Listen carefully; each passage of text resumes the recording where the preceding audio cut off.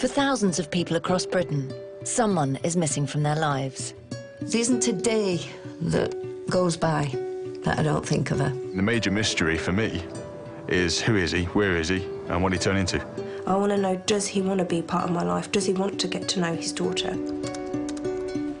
But all too often, years of searching lead nowhere. Well, this is the series that steps in to help, offering a last chance to people desperate to find long-lost family. Your son has been found. Oh, wow. I wanted to see this picture for so long. 25 years. It's okay, it'll be all right. You ain't gonna lose me again. That is your sister. Oh, my God. She's beautiful. Our searchers have uncovered family secrets and taken us all over the world, finding people that no one else has been able to trace. 2 walks in a park, 2 different families. Yeah. And one incredible story. She has got a Will's face. Oh, she's definitely got the Will's eyes. And finally, answering the questions that have haunted entire lives. I don't know if you can understand what that means. This time, a soldier, urgently searching for the truth about the father he's never known. Everything I've heard about him is bad. In my soul, I just can't feel that he's good. Until I look at him. And a mother, desperate to find the son she gave up for adoption to save her marriage. I want to know that he's been happy. I so want to know that he's had a good life. And I want to ask him not to hate me. Our first story brings us to Nottinghamshire and a soldier's quest to finally make sense of who he is.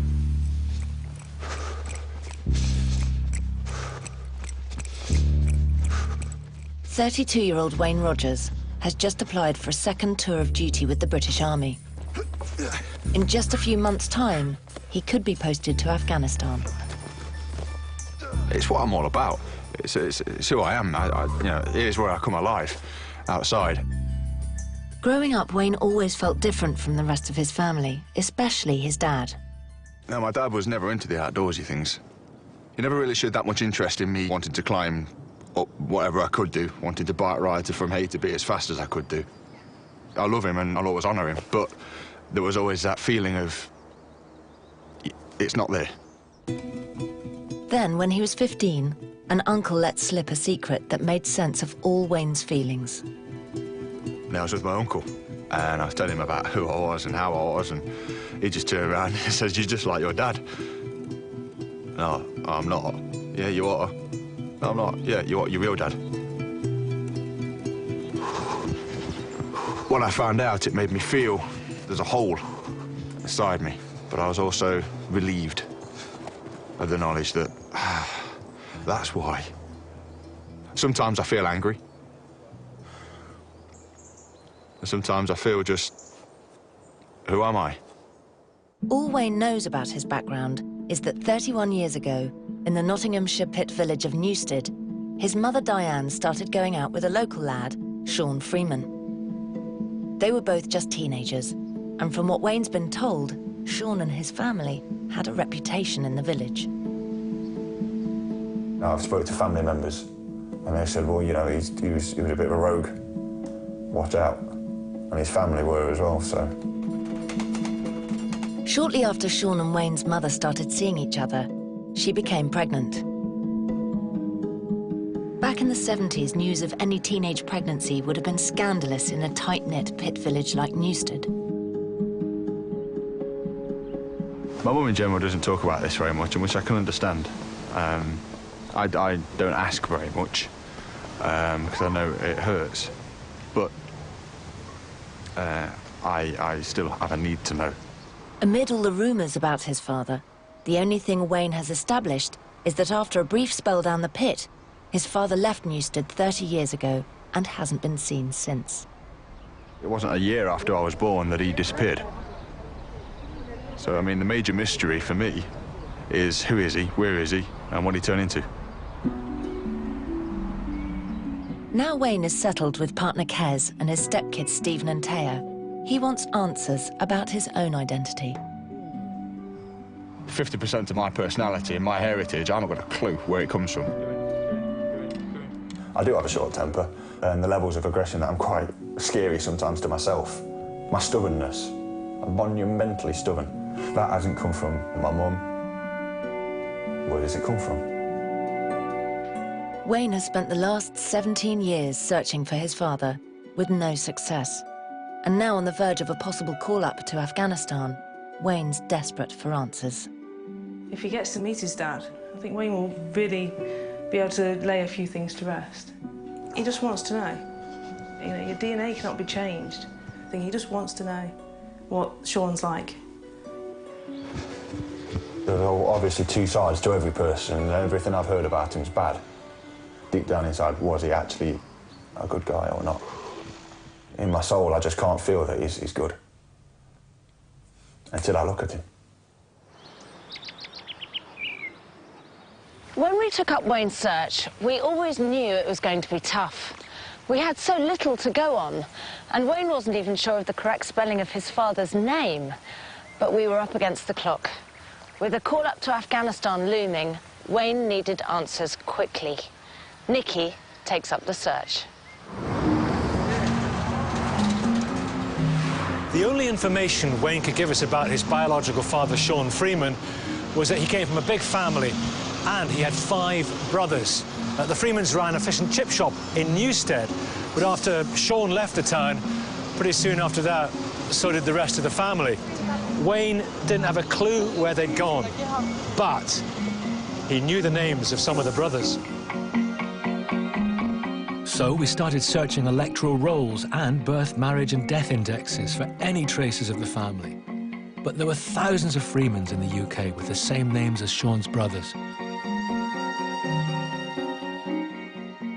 Then we decided to narrow the search to Nottinghamshire, thinking that at least some members of the family might have stayed in the area. It was then that we hit upon an address for Harold and Thelma Freeman. A check of the birth registry confirmed they had 6 sons, including one called Shaun. We had found Shaun's mum and dad. It was our first significant breakthrough. We contacted Shaun's parents. If anyone knew where Shaun was, it had to be them. But we didn't get the answer we were expecting. They hadn't seen Shaun for over 4 years. And then, out of the blue, we got a phone call. It was Shaun. He'd heard about our inquiries through the grapevine, and amazingly, he was living in Nottingham, and he agreed to meet me to find out about Wayne. Shaun told us that he had spent most of his life living and working abroad, but that he was now back in the UK. I just don't know what to expect of Shaun. I mean, the picture that Wayne's been given of him isn't entirely brilliant, but who knows what the truth is. The most important thing, how will Shaun feel about the fact that Wayne has traced him, and will he want to meet him? Since returning to Nottingham, Shaun's been employed as a care worker for autistic adults. He agreed to meet me in his local pub. Shaun, how are you, Nicky? Good to see you. How are you feeling? Nervous?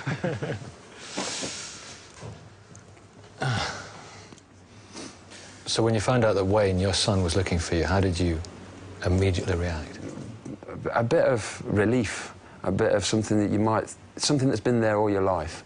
Well, for me, for 32 years, something that's always been there. Finally, maybe can put to rest. Did you think about him over the years? You know, there wouldn't have been a week that had gone by without me thinking about him. So, yeah, in my mind, yeah, he was always there. So he's looked for you. Why didn't you look for him? I don't think I could imagine knocking on his door, this chap coming to the door and me saying, well, I'm Shaun Freeman, you know, where's my son? What right have I to have any association as a father? I've not been around, I've never taken care of him. The only association I've got as a father is a deed, an act that passed all those years ago. So looking back all those years ago, take us through what happened. For me, it was my first childhood sweetheart. It must have been really scary at the time. Terrifying, you know, especially in those days. For her, it must have been very, very difficult as well. I mean, a mother, she came round to my parents' house to announce the situation, and that was, She was quite a fiery lady, let's put it that way. So that scared the death out of me, but from that point on, I was never allowed to have anything to do with Diane whatsoever. Not allowed to speak, talk. In a village, it was very, very difficult. You know, I was already being told to block it out, to forget about it, even before the baby was born. Have you ever seen him? I saw him before he was 6 months old once, and he was in the pushchair in the streets in Newstead village. I saw him for about 2 minutes. The fact of not being able to see your own child, even at a very young age, it hurts. It really, really hurts. I tried not to show it because I was told not to. I was told it didn't matter. I was told all the things of it. It does mark you. Do you want to see a photograph of him? If you've got one, yeah, I'd like to see a photograph of him. Oh, my God. He looks so much like my brother. Absolutely incredible. He looks a bit like me as well, doesn't he? Oh, yeah. Wow. Do you want to see a picture of him in his work clothes? Go on, then. Oh. By gum.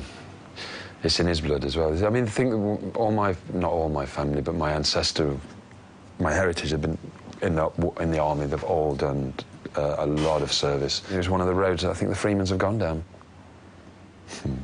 Well done, mate.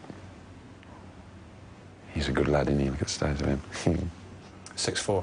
6'4". Oh, I'm 6'2".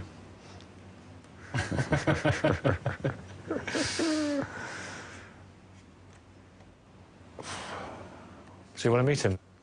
Yeah, of course I do. Yeah, definitely. Yeah. To Wayne? To Wayne, yes.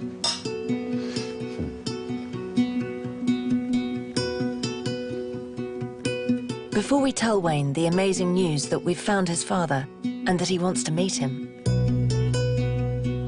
we begin our second story in the West Country with a woman who's desperate to find the son she last saw when he was a 3-month-old baby. Nurse Debbie Eads lives with her husband Brian in the Somerset village of Westbury sub Mendip. It's a nice, handsome dog, isn't it? Bless him. Oh. Despite being happily married, Debbie is haunted by the decision she made 26 years ago to have her baby adopted. I've never had a day in my life that I haven't thought about him. And to me, he's always been my son and always will be.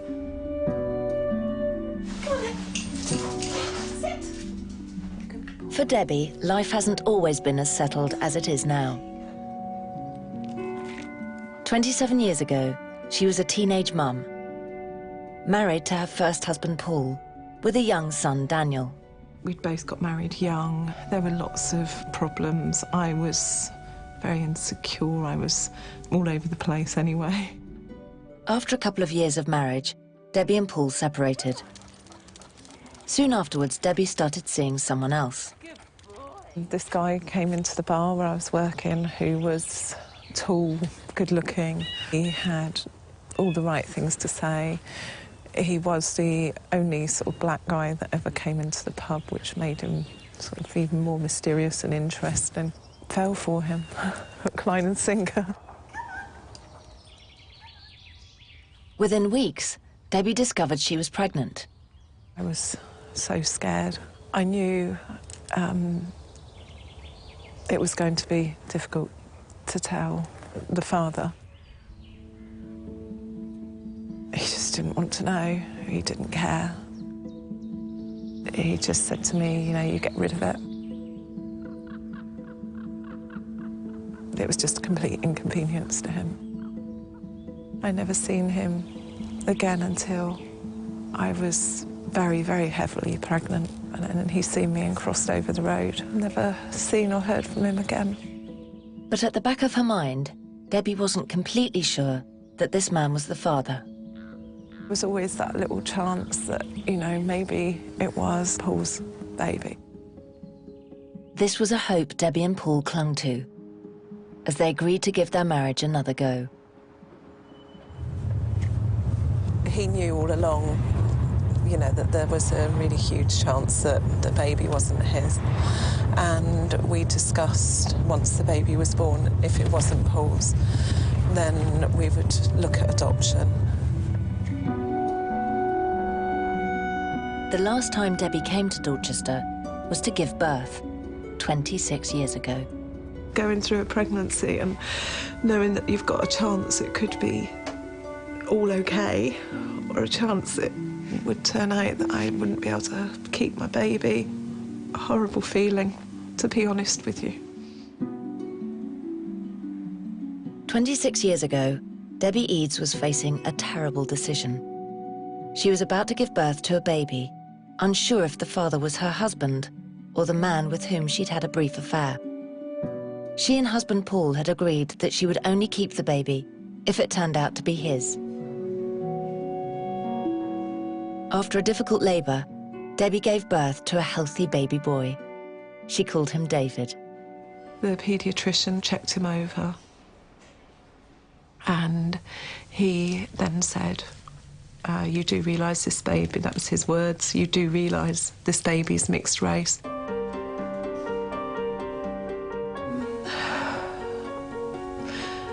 That's when it just all fell apart. Paul at the time was just like, can you just take him out?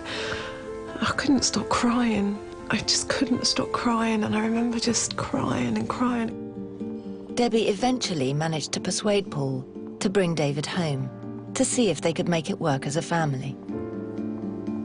I'd begged him to give it a go, and Paul couldn't have tried any harder. And I remember one day he was in the bedroom and he'd changed him and everything and got him ready for bed. And I went in and smiled and I said, he's lovely, isn't he? And he said, he's a gorgeous little lad, he really is. But he's not mine, and I can't. Debbie then had to make the most difficult decision of her life and put David up for adoption. If I had have kept David, I would have been a single mum with Daniel and David in a small town where there would have been some real prejudice going on. Then I don't think I was strong enough or mature enough to give him the love and support he would have needed as well. All Debbie could do was make sure David went to a family that would know and understand what he would face in life. Working alongside social services, she eventually found an American couple, Donna and Jerry Sledge, who were living in the UK. They promised me that they would love and look after him, and I believe them, you know, because they were just so lovely. Debbie gave Donna and Jerry a letter to give to her son when he was old enough, saying that she would always be there if he ever wanted to find her. I just hope that he understands how much I love him and loved him and will always love him. And I hope in some way that letter conveyed that he never did anything, you know, to deserve this. I want to know that he's been happy. I so want to know that he's had a good life. And I want to ask him not to hate me, to give me a chance to explain. Debbie always pinned her hopes on her son responding to her letter, but she still hasn't heard anything. Her worst fears are either he wasn't given the letter or he wants nothing to do with her. Despite her fears, Debbie has spent almost a decade searching for her son with no success. But a lot can happen in 26 years. Debbie herself was split up from husband Paul and has since remarried and changed her name.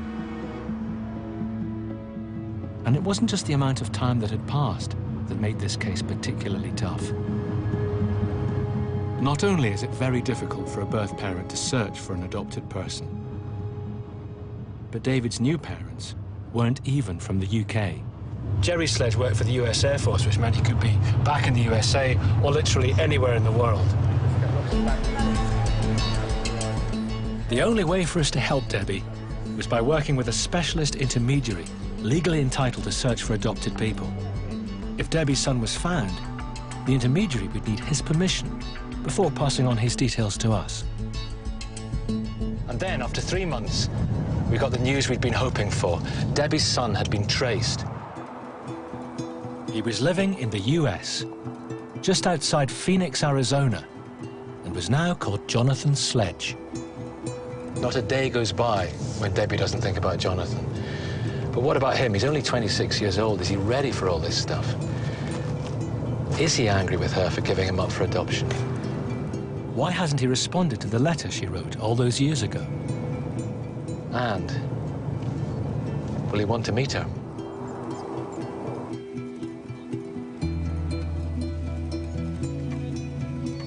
I think it's just up here.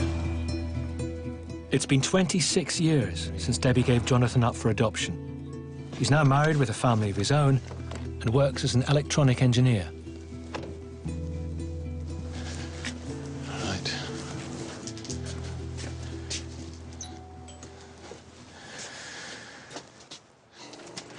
Jonathan. Hi. Nikki. Nice to meet you. You too. Really nice to meet you. And who's this? This is Jordan and Rachel. Well, thank you very much for having me in your home. Thank you for coming. What did your mum and dad tell you about being adopted? Well, my mom, what she's told me about my birth mom was that she wanted to keep me and wanted to love me, and then that's the letter from her. Can I read it? Yeah. And this is when she was completely heartbroken about giving you up.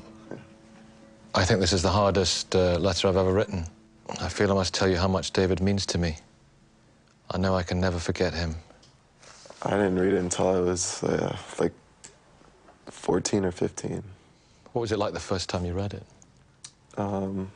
It took me hours because I wanted to read every detail of it. It was like the only thing I had from my birth mom, so it's the only thing I could know of her. You thought about it a lot when you were growing up? Yeah, I thought about it. Just thinking what she's like, what she's doing. You always imagine some big reunion, but in reality, you don't know what it's going to be like. How was it when you found out that your birth mother was looking for you?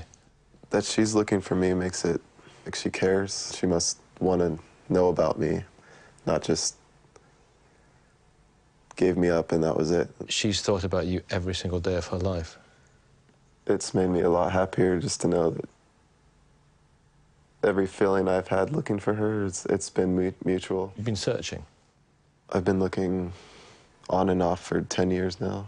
She was worried that you might not want to meet her? I've never had that feeling, or I don't have any anger.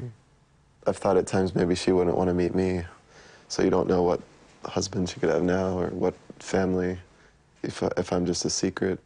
Well, you've never been a secret. You've always been very open about the fact that you're out there. So all this time, she thought he doesn't want to know me. You thought she doesn't want to know me. You've been searching for each other. Yeah, it's just sad, really, that all this time's gone by. Well, this is your birth mother. It's good to see her finally.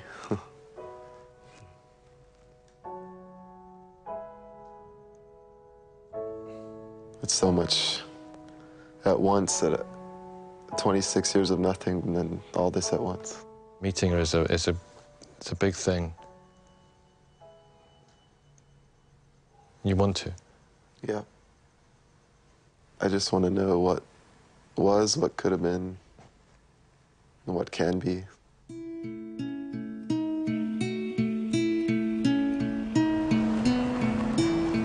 Later that evening, Jonathan goes to see his adoptive mother, Donna. She's no longer with Jerry, as they divorced a number of years ago. Hi. How's your day go? What is it? For Donna, this is a special moment, as she's been helping Jonathan in his 10-year search for Debbie. God, what an exciting day. Sister Sophia is equally excited.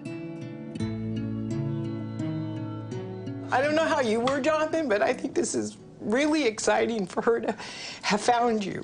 I think I've waited your entire life for this day because I wanted to fulfill my promise to your birth mother. She gave me a beautiful son. I mean, her most precious. And so that the next step will be now to check our passports. Yeah.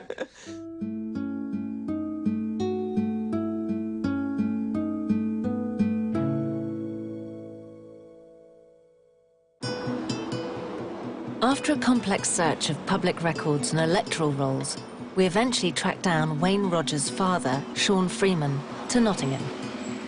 For most of Wayne's life, Shaun has been living abroad and only returned to the UK a couple of years ago.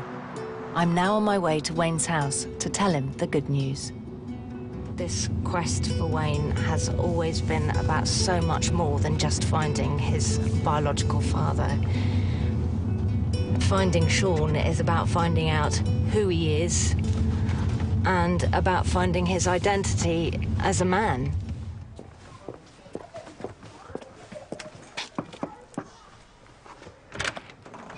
Wayne? Hi, you all right? I'm Davina. Pleasure to meet you. Come on in. Thank you. You've been looking for Shaun Freeman for a while and needing information about him. And I know that you're aware that he moved around a bit. He was a bit of a drifter. And it made our search very difficult. But I'm here because I've got some news. We have found your father. Wow.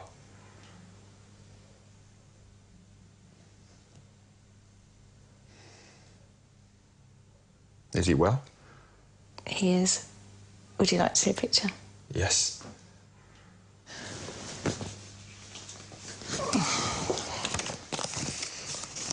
You ready? I'm ready.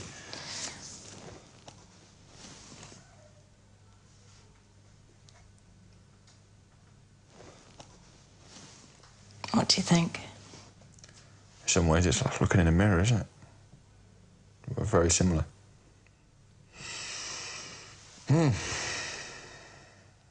Some parts of me are saying, why haven't you looked? You know I'm alive. Where have you been? That in itself does, to some degree, say to me, well, what kind of man is he then? If he knows I'm alive, but he still hasn't looked. He was also worried about how much you knew, about whether wandering into your life would, mess you up, whether he was a mystery and whether you'd been lied. I mean, he had no idea. But you've always been in his thoughts. That's intense.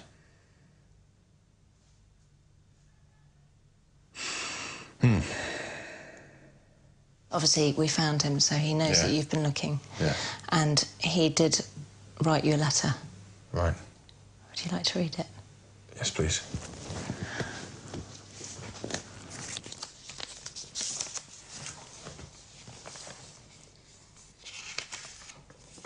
Dear Wayne, I would just like to say that I think you are very brave for going this far to find me.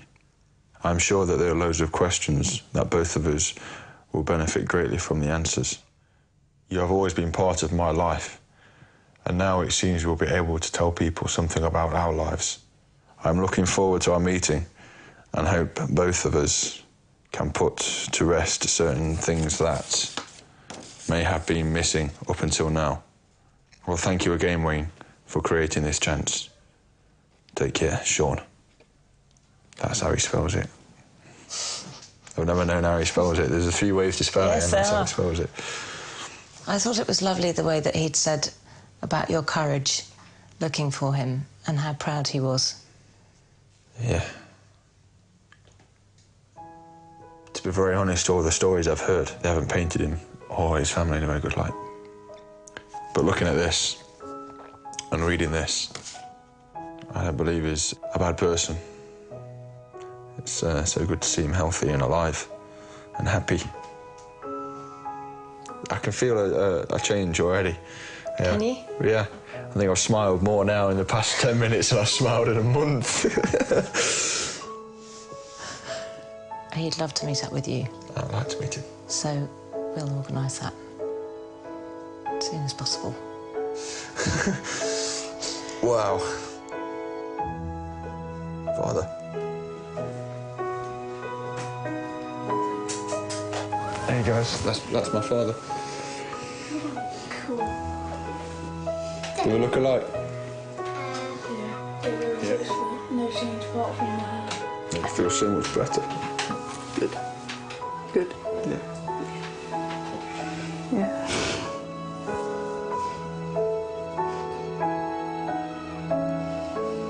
Last day. Definitely. The last. I'll see you soon. I'll see you soon. It was amazing when he looked at the photograph. He started smiling more, he relaxed.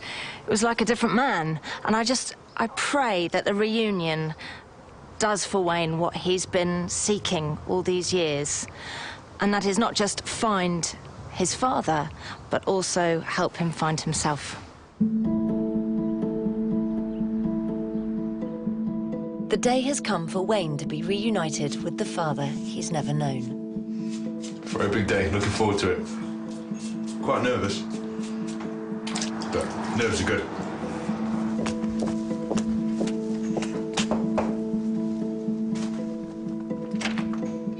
Hey, how are you? Are you ready? Oh, I'm ready.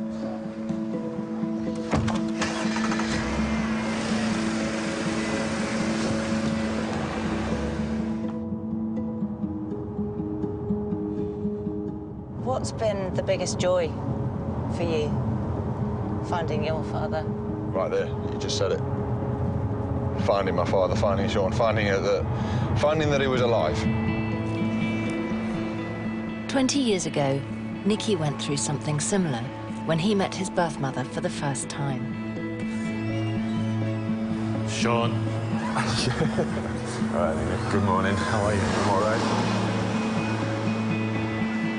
Hi, Newstead Village, please. When I was going through this, there's a little part of you thinks I'm going to leg it, I'm going to run away because I want to get rid of this nervous feeling. And I've just turned my back on the whole thing. You know you won't, but... No. Is it fear? I don't know if it's fear. It's, as I say, it's an emotion that I can't describe because it's one I've never felt before. It's anticipation. So when you're looking ahead, what are you hoping for? What's going to come out of it? I don't know. I don't want anything. I just want, I just want to feel all right. I want things to be right. I want him to be happy. I want the missing parts to be put together and get on, really. I don't know. Wayne and Shaun will meet on the hill overlooking Newstead, the mining village where Shaun grew up and Wayne was born.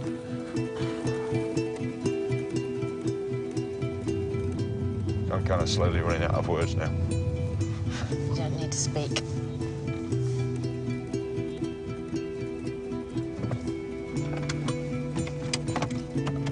So I'm gonna get out here. Yeah.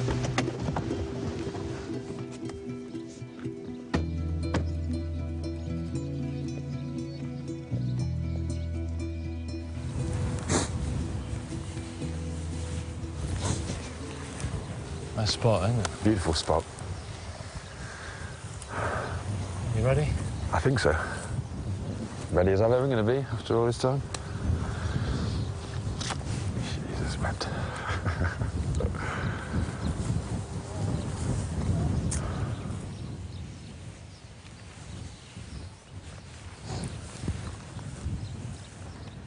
Are you ready? As ready as I'll ever be. No. He's just up there.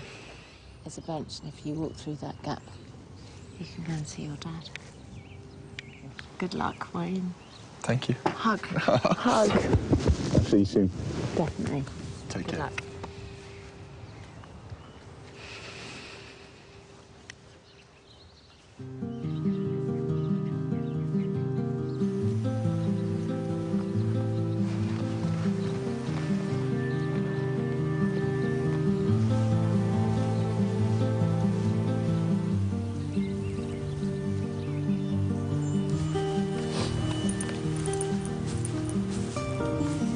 It's been a long road.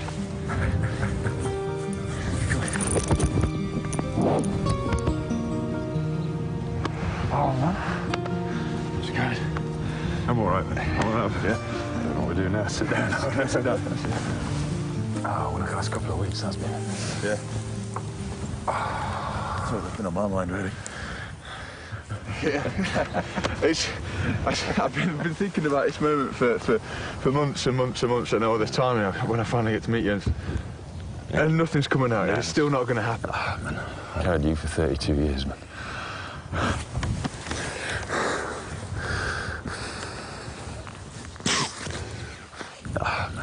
I don't know what to do, I don't know what to say, I don't know. Oh, bloody hell. It's beautiful, thank you. Because if it weren't for you, we won't be sitting here now. No.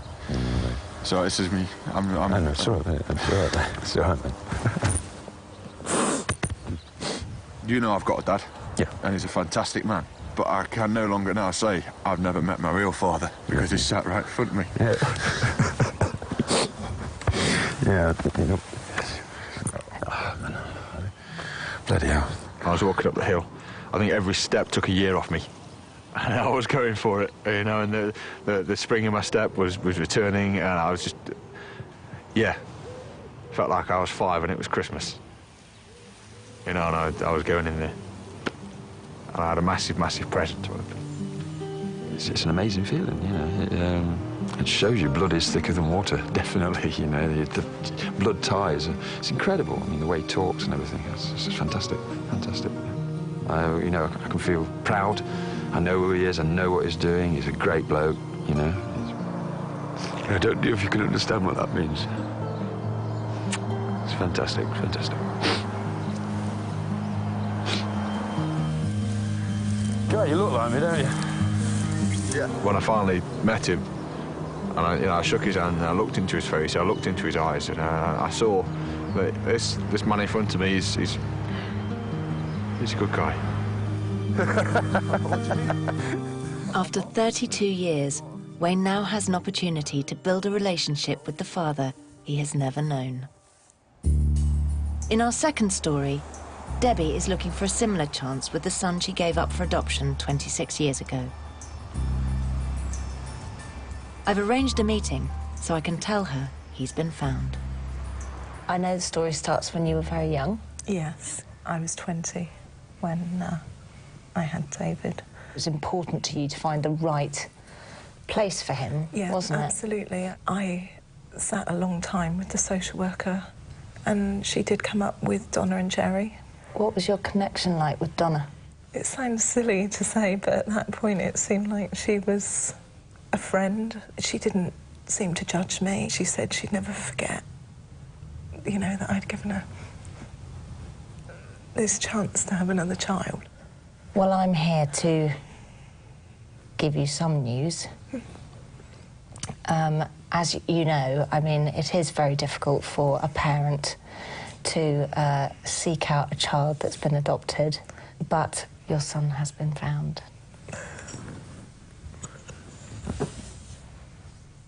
Is he happy? He's really happy. And he's really well. And he is living in America. He's called Jonathan. And they looked after him well. They looked after him really well. Really, really well. Would you like to see some pictures? Before I show you, I want to let you know something really important. That he's not angry with you. Really? Yeah. He's not angry with you at all. Doesn't hate me? No, he doesn't hate you. He doesn't feel rejected. No. Oh, my God. Oh. He's absolutely perfect. Been quite an enormous thing for him, this. Yeah. But in particular because he's been looking for you. Oh, you're joking. Yeah. I don't think he'll really believe it until he meets you and sees you in the flesh. Do you think he will? Well, I think he'd love to meet you if you'd like to meet him. Oh, my God.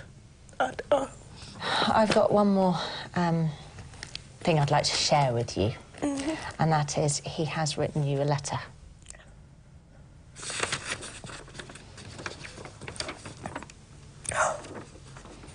Mother, I have been trying to write this letter for days. My whole life I have imagined what you were like and what you were doing. I have always wondered if you thought about me as I thought about you. When I was 15, I read the letter that you wrote. Since then, I've been looking for you with not much success.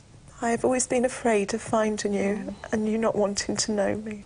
I am excited to meet you and to find out where I come from. Thank you for finding me. Maybe now I can feel whole. And he wants to see me. 26 years ago, Debbie Eads made the most agonizing decision of her life when she gave up her mixed-race baby for adoption. She's been searching for almost a decade with no success, but now he's been found in Arizona in the US. Today, they will meet for the first time.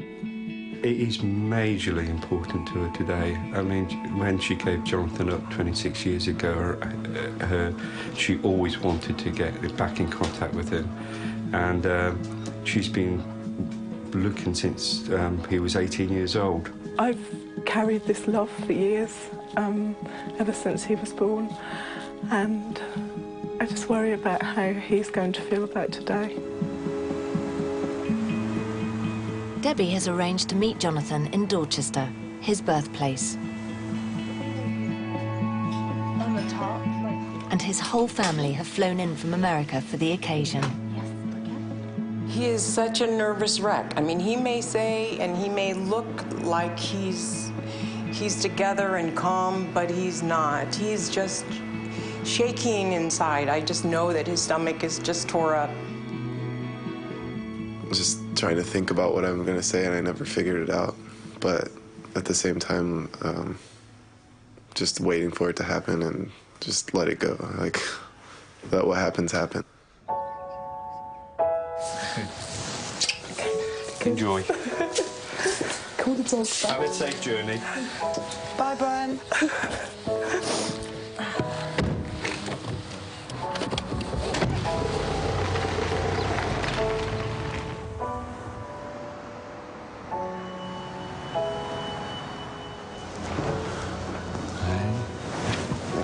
How you doing? Good, and you? Yeah, feeling good? Yeah. Nervous. Oh, surprise, big day, let's go.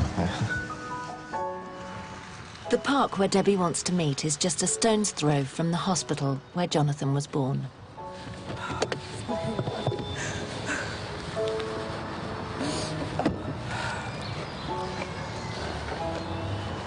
You thought about what you're going to say? No, I tried to. I'm just going to let what happens happen. This is where I'm going to leave you. Right. I know it's going to be fantastic. It's going to be brilliant. You see that path down there to the left of the railings? Yes. Debbie's waiting for you down there. Thank you. Good luck. All right.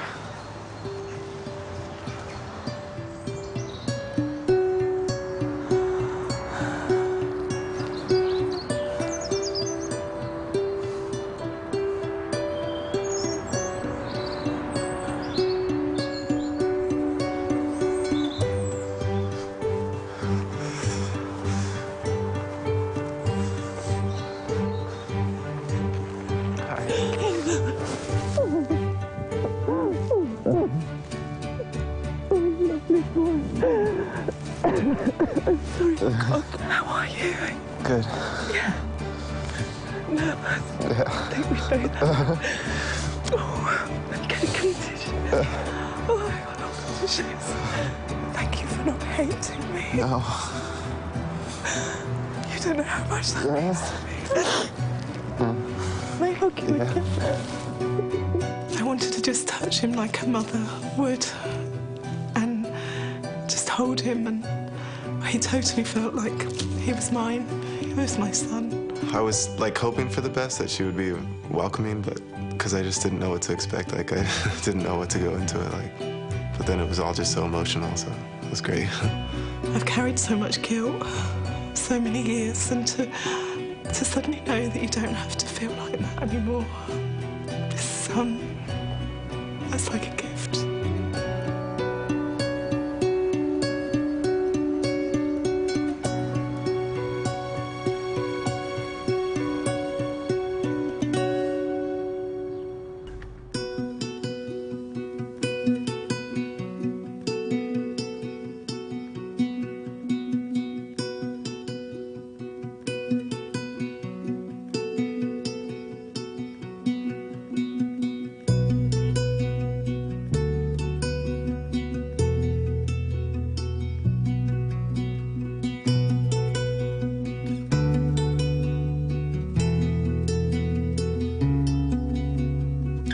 What right have I to have any association as a father.